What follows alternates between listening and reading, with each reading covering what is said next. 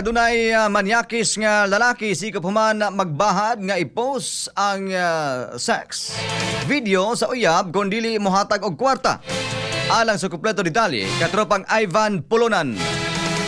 XFM Report. Patong-patong nga kaso ang atubangon ni alias Arnel, 30 anyos, nga taga General Santos City. Human madakpan sa gilusad nga entrapment operation sa National Bureau of Investigation, Central Mindanao Regional Office o kon NBI SEMRO kagahapong adlaw, alauna sa hapon, sulod sa usa ka in nga naimutang sa Magsaysay Avenue, Barangay Dadiangas West ning syudad tungod sa reklamong pagbahad sa iyang uyab nga i-post ang sex video o galing dili mohatag og kwarta. Sumala ni NBI Special Investigator 3 Vernon Joel Fermalino, midangob sa ilang buhatan si alias Susan, 31 anyos, tungod sa bahad sa nasampit nga suspect. Gisaysay niini nga una pa man ang operasyon.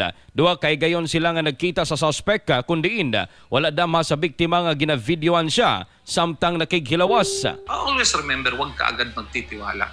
No, even if gaano ka itsura, kagwapo yung kausap nyo, ka-chat nyo, kasi you'll never know them personally through chatting lang. Matod ni alias Susan nga nakikita og nakigrelasyon siya kang Arnel nga nailhan lamang niya sa social media tungod sa kahadlok sa bahad sa suspect.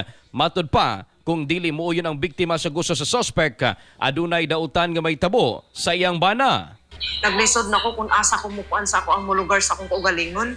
Nagibaharan ako. So ipit ko nga kato nga time. Kung dili ko sa iya makignig.